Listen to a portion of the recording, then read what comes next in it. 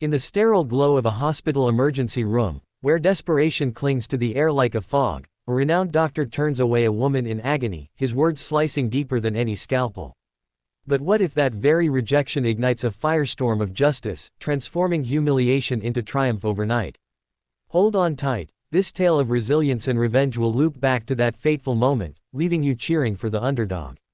If this setup has you on the edge of your seat, hit that like button and subscribe to The Kind Hearts Stories for more empowering narratives that celebrate strength and kindness. Turn on notifications so you don't miss a beat. Dr. Elias Thorne, a silver-haired surgeon with a reputation as sharp as his instruments, strode through the bustling corridors of City General Hospital like he owned the place, which, in many ways, he did, given his influence on the board.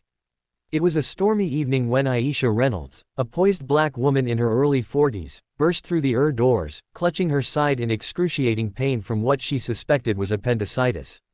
Sweat beaded on her forehead, her elegant business attire rumpled from the cab ride, but her eyes held a quiet determination forged from years of overcoming barriers in the corporate world.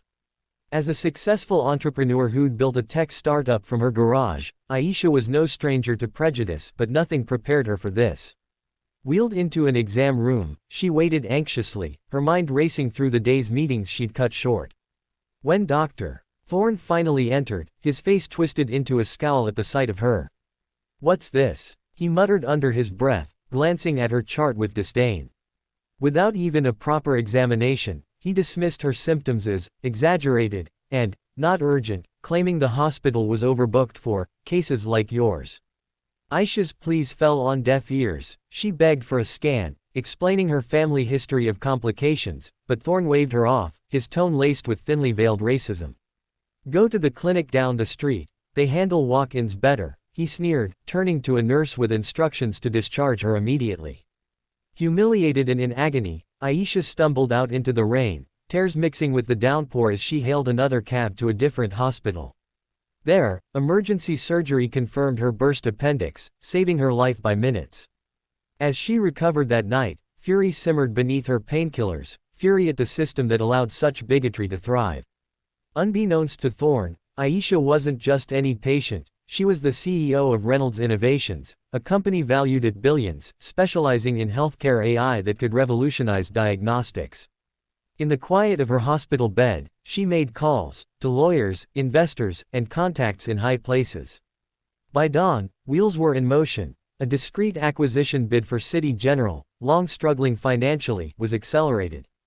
Aisha's team had been eyeing it for months as a testing ground for her tech, but now it was personal. She envisioned a hospital where no one was turned away based on skin color or status, where empathy reigned over ego. As the sun rose, Thorne sipped his coffee in the lounge, oblivious to the storm brewing, boasting to colleagues about streamlining the ER. Little did he know, the woman he dismissed was about to flip the script, her resilience turning the tables in ways that would echo through the halls forever.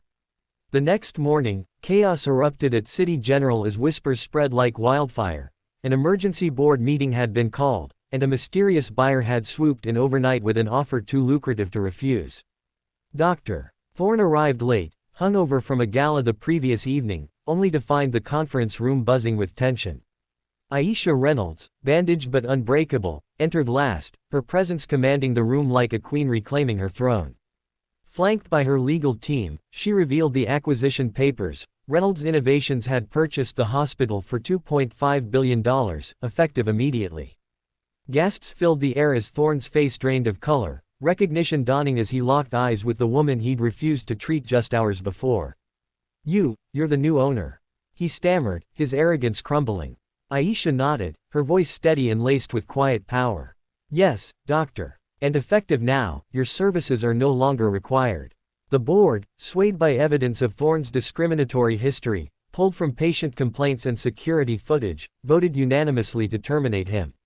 As security escorted him out, Aisha addressed the staff, her words emotional and raw.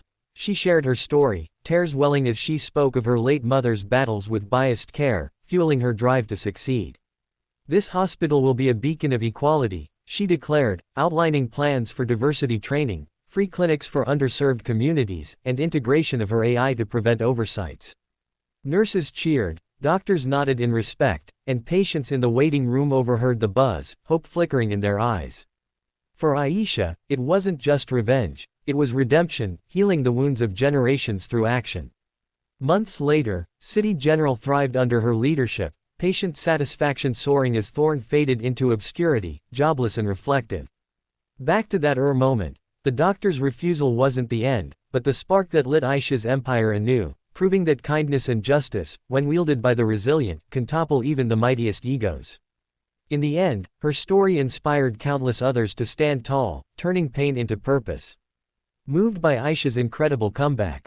Smash that like if it stirred your heart, and subscribe to The Kind Heart Stories for more tales of triumph and compassion. Enable notifications to catch every uplifting update.